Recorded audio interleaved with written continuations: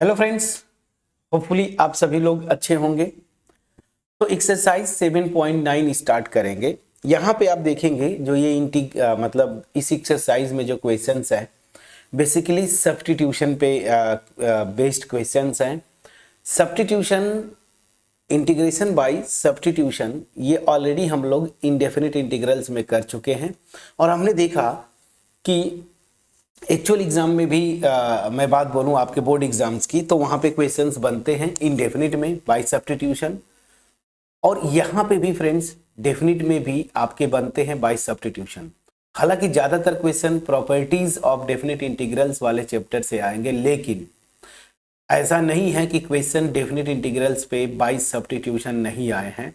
तो bye substitution देखिए इस एक्सरसाइज में क्वेश्चंस करेंगे। मैं आगे स्टार्ट करूं बट उससे पहले मैं आपसे रिक्वेस्ट करूंगा कि अगर आप चैनल पे नए हैं जरूर सब्सक्राइब कर ले, बेल आइकन को क्लिक करें। वीडियो जब भी अच्छी लगे लाइक करें, फ्रेंड्स के साथ शेयर करें। कमेंट सेक्शन में अप्रिसिएट करना ना भूलें। मैं बार बार आपको बोलता हूं कि हमारा जो मोटिव है मास में लोगों के पास क्वालिटी वीडियोस पहुंचाना, इसमें आप हेल्प करें। और हेल्प कैसे करेंगे, यही जो चीज़ें मैंने बोला, चैनल को सब्सक्राइब करके रखें। वीडियो जब भी अच्छी लगे लाइक करें, फ्रेंड्स के साथ शेयर करें। कमेंट सेक्शन में कमेंट के थ्रू एप्रिसिएशन करना ना भूलें, एप्रिशिएट करना ना भूलें, और उस एप्रिसिएशन से हमें मोटिवेशन मिलता है फ्रेंड्स। चलिए अभी स्टार्ट करते हैं। देखिए सब्स्टिट्यूशन आप ऑलरेडी जानते हैं। हमने पिछली जो एक्सरसाइज किया fundamental theorem of integral calculus, तो fundamental theorem of integral calculus पे बेस्ड जो एक्सरसाइज थी पिछली, उसमें हम करते क्या थे, एंटी डेरिवेटिव निकालते थे। एंटी डेरिवेटिव निकालना मतलब क्या, इंडेफिनिट इंटीग्रल जैसे हम निकालते थे वही करना था। फिर क्या करते थे, उसमें अपर लिमिट रख देते थे माइनस लोअर लिमिट। मतलब एंटी डेरिवेटिव जो आ गया कैपिटल एफ एक्स, अगर मैं नोटेशन यूज करूं, ठीक है ना, तो हम करते क्या थे, अगर अपर लिमिट बी है, लोअर लिमिट ए है, तो ये वैल्यूज रख देते थे, एक्स के प्लेस पे बी माइनस एक्स के प्लेस पे ए। तो यही मेरा जो इनडेफिनिट इंटीग्रल हुआ करता था, सॉरी डेफिनिट इंटीग्रल हुआ करता था, A to B F X D X, उसकी वैल्यू ये आ जाती थी। फंडामेंटल थ्योरम, तो वही तो बेस है, यहां पे भी वही करना है, ठीक है ना। तो यहां पे भी हम जो डेफिनिट इंटीग्रल्स की बात करें तो यहाँ पे सब्स्टिट्यूशन मतलब अल्टीमेट हमें कैपिटल एफ एक्स निकालना है। तो यहाँ पे जो क्वेश्चंस होंगे वो क्या करना है, सब्स्टिट्यूशन से ही आप कैपिटल एफ एक्स जो है ना ये वाला ये निकालेंगे, और फिर निकालने के बाद आप लोअर और अपर लिमिट रख देते हैं। अब यहाँ पे ध्यान देना ये होता है कि जब सब्स्टिट्यूशन यूज करते थे तो याद करिए आप इस कुछ जो भी फंक्शन ऑफ एक्स या जो कुछ भी हुआ करता था उसको आप टी एज्यूम करते थे ना। तो वेरिएबल मेरा जो है अभी जैसे एक्चुअल क्वेश्चन में एक्स है इंडिपेंडेंट, तो वहां पे क्या हो जाता था, टी हो जाएगा। तो दो चीज यहां पे ध्यान रखनी है, या तो अगर टी पे ही आंसर निकालना चाहते हैं, उसी को लेके आगे करना चाहते हैं, तो ये जो लिमिट्स है ना, लिमिट्स ऑफ इंटीग्रेशन, उनको ये तो एक्स पे दी है ना कि एक्स इक्वल टू क्या है, तो आप जो है इसको टी इक्वल टू लोअर और अपर लिमिट निकाल लें। एक तो ये तरीका होता है। दूसरा तरीका क्या होता है कि जो टी में आ गया, तो जैसे हम लोग एक्चुअल इंडेफिनिट में करते थे, पहले उसको एक्स में बदल लेते थे और फिर उसके बाद यही ओरिजिनल लिमिट्स रख के आप आंसर निकाल लेंगे। तो मैं अभी जो बोल रहा हूं कि या तो टी पे भी आप रख सकते हैं लिमिट, या फिर एक्स में कन्वर्ट करके कैपिटल एफ एक्स को, फिर जो है वहां पे आप लिमिट्स रखें। मे भी थोड़ा बहुत कंफ्यूजन होगा, इसको इस एग्जाम्पल से मैं दूर कर देता हूं। तो चलिए क्वेश्चन नंबर 1, एग्जाम्पल से सब कुछ क्लियर होगा। आपको ये definite integration 0 to 1 x upon x square plus 1 dx ये निकालना है। तो अल्टीमेट लगेगा तो फंडामेंटल थ्योरम ही, हमें इसका एंटी डेरिवेटिव जो इंटीग्रेंड है, इंटीग्रेंड यहाँ पे क्या है मेरा, ये वाला पोर्शन है ना, इतना, इसी को हम क्या लिखते हैं थ्योरी में, स्मॉल एफ एक्स। तो इसी का हमें क्या करना है, एंटी डेरिवेटिव मतलब कैपिटल एफ एक्स निकालना है। तो क्या करेंगे, सब्स्टिट्यूशन से जाएंगे। सब्स्टिट्यूशन का मतलब क्या हुआ कि एक्स स्क्वायर प्लस 1 को अगर मैं टी पुट करूं तो इसका डेरिवेटिव ये एक्स है ना, तो जैसे करते थे पहले वैसे आइए। तो क्या करेंगे, सबसे पहले क्या करेंगे, पुट करिए, put x square plus 1 this is equal to t. तो यहां से क्या आ जाएगा 2x dx this is equal to क्या हो जाएगा dt। अब ऊपर देखिए मेरा x dx है, तो x dx this is equal to क्या हो जाएगा dt बाई 2। प्लीज चेक करिएगा।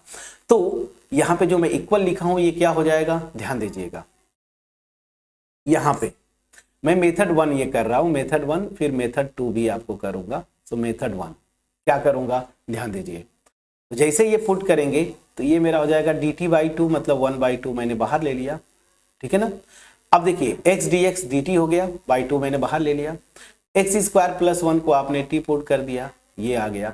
इसी को मैं बोल रहा था कि अब ये जो एंटी डेरिवेटिव मेरा इस फंक्शन का आ रहा है ना, वो t के टर्म में आ रहा है, और लिमिट मेरी एक्चुअल क्वेश्चन में क्या है 0 और 1, ये क्या है x पे लिमिट है ना, x इक्वल टू। तो आप यहां पे क्या करेंगे, कन्वर्ट करेंगे t इक्वल टू पे। तो कैसे करेंगे, यही पे आप लिखेंगे when x इक्वल टू 0, जब x इक्वल टू 0 है तो जो आप यहां सब्स्टिट्यूशन किए है ना, देखिए ये यही से t की वैल्यू निकालिए, लोअर लिमिट। अब यहां पे t इंडिपेंडेंट वेरिएबल हो गया तो t पे लिमिट निकालेंगे ना। तो जब x 0 है तो यहां पे 0 रखेंगे, तो ये 0 स्क्वायर मतलब 0 प्लस 1 1 हो गया, तो t की वैल्यू क्या हो जाएगी 1। जब x equal to upper limit, देखिए यहां पे एक्चुअल में 1 है तो t की वैल्यू क्या हो जाएगी 1 का स्क्वायर प्लस 1 मतलब 2। तो अपर लिमिट यहां पे मेरी क्या हो गई 2। यही मैं बोल रहा था आपको कि जब सब्स्टिट्यूशन यूज करेंगे तो वेरिएबल बदल गया, t आ गया, एक्चुअल क्वेश्चन में x था, तो लिमिट भी अकॉर्डिंगली मैं चेंज करूंगा, तो t इक्वल टू 1 to 2, ये मेरी लिमिट अब यहां पे आ गई। अब मैं क्या करूंगा, सीधे सीधे प्रोसीड करूंगा जैसे मैं करता हूं। तो क्या करेंगे, इसका इंटीग्रेशन 1/t का एंटी डेरिवेटिव या मैं बोलूं इंटीग्रेशन, वो क्या हो जाएगा आपको पता है log t। अब यहां पे क्या करेंगे, लिमिट रखते हैं ना, लोअर लिमिट देखिए t इक्वल टू, अब t पे रखेंगे 1 से 2, प्लीज चेक करिएगा और इसको ब्रैकेट में लगा लीजिए क्योंकि 1/2 जो है आपका वो बाहर है ना। चलिए, तो अब यहां पे अपर और लोअर लिमिट आपको रख देना है, ये तो सबसे आसान हो गया। तो अपर लिमिट रख दीजिए, so this will be log 2 minus log 1। अब आपको पता है बेस कुछ भी रहे log 1 की वैल्यू 0 आती है, तो ये हो जाएगा हाफ log 2। तो आपका आंसर क्या आ गया, हाफ log 2। समझ में आ गया। ये देखिए, तो ये मेथड 1 था, मैंने सब्स्टिट्यूट किया, फिर यहाँ पे लिमिट जो है t के टर्म में मैंने रखा, स्मूथली कर लिया। जो अब मैं दूसरा बोल रहा था मेथड 2, वो क्या था समझिएगा। मैं चाहता हूं ना कि लिमिट में ओरिजिनल ही रखूं x इक्वल टू 0 से 1, तो क्या करता यहाँ पे इंटीग्रेट कर लेता, और यहाँ पे फिर मैं फाइनली क्या करता, इसको x के टर्म में कन्वर्ट करता। कहां से, यहां से, जैसे हम लोग इंडेफिनिट में करते थे। फिर मैं यहाँ पे x की लिमिट 0 से 1 रखता। तो कैसे करेंगे इस मेथड से, तो चलिए मेरा इंटीग्रेशन 0 to 1, जो क्वेश्चन पूरा है पहले उसको लिख लीजिए, x upon x square plus 1 dx। अब क्या करेंगे, यहाँ पे पुट कर दीजिए x स्क्वायर प्लस 1 को क्या t। तो यहां से प्रोसेस तो वही होगा 2x dx equal to dt। अब x dx this is equal to dt by 2। तो आप तो यही करेंगे, ठीक है ना। तो ये क्या हो जाएगा, आप यहां पे पहले लिख लीजिए नाउ इंटीग्रेशन, पहले मैं ये निकाल रहा हूं x स्क्वायर प्लस 1 dx। तो क्या हो जाएगा, सब्स्टिट्यूशन से इनडेफिनिट की तरह आप कैलकुलेट करेंगे, x dx की वैल्यू dt बाई 2, तो dt 1/2 बाहर आ गया, इसको मैंने t पुट कर दिया, तो ये हो जाएगा 1/2 log t। ये मेरा आंसर आ गया। आप यहाँ पे कुछ मॉड लगाते थे ना, उसकी जरूरत नहीं है क्योंकि 0 से 1 के बीच में ये डिफाइंड है। 0 पे पहले डिफाइंड नहीं है log की बात, लेकिन यहाँ पे डिफाइंड है एनीवेज। लेकिन t है ना, तो t तो मैं ये पुट किया हूं, तो t की वैल्यू तो मॉड लगाने की जरूरत नहीं। क्यों, क्योंकि जब x 0 रखेंगे तो ये 1 होगा, 1 पे log डिफाइंड है, फिर जब 1 रखेंगे तो ये 2 होता है, तब भी log डिफाइंड है, तो मॉड लगाने की जरूरत नहीं है। आप चाहे तो लगा सकते हैं। मैं अब जो बोल रहा था कि मैं लिमिट x इक्वल टू 0 से 1 ओरिजिनल जो दिया है उसको रखना चाहता हूं, तो हम लोग इंडेफिनिट में कैसे करते थे, इसको x में कन्वर्ट करते थे। t की वैल्यू मेरी क्या है, x स्क्वायर प्लस 1। इसको लिख लीजिए इक्वेशन 2 और इसको लिख लीजिए इक्वेशन 1, ठीक है ना। सो नाउ इंटीग्रेशन 0 to 1 जो एक्चुअल क्वेश्चन था x स्क्वायर प्लस 1 dx, इसका एंटी डेरिवेटिव आपने सब्स्टिट्यूशन से ये निकाला तो सीधे सीधे क्या लिखेंगे 0 से 1 बाई जो एंटी डेरिवेटिव आपने निकाला तो ये क्या आ गया एंटी डेरिवेटिव आपका 1/2 log x स्क्वायर प्लस 1। ठीक है, लिमिट आप रखेंगे 0 to 1 तो 1/2 आपने बाहर ले लिया, क्या हो जाएगा log, पहले अपर लिमिट रखेंगे तो 1 स्क्वायर प्लस 1 दिस माइनस 0 रखेंगे तो log 0 प्लस 1, यही होगा ना अपर लिमिट और लोअर लिमिट। x में कन्वर्ट करके मैंने ओरिजिनल लिमिट रख दिया तो यहां से भी देखिए सेम आंसर आएगा, ये मेरा हो जाएगा log 2 और ये log 1 की वैल्यू 0, तो दिस विल बी 1/2 log 2। तो दोनों मेथड से सेम आंसर आया।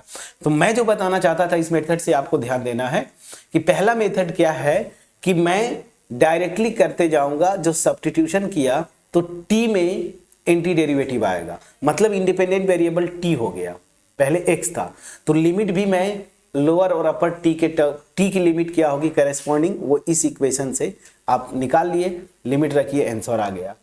या फिर अगर वो नहीं चाहते हैं तो जैसा हम करते थे इंडेफिनिट में, t के टर्म में तो इंटीग्रेशन आया, t की वैल्यू पुट करके फाइनली जो इंटीग्रल की वैल्यू है मतलब एंटी डेरिवेटिव वो x के टर्म में कर लिया, तो मैं डायरेक्ट लिमिट यहाँ पे एक्चुअल इंटीग्रल की 0 to 1 है वो रखूंगा, तब भी आंसर सेम आ रहा है।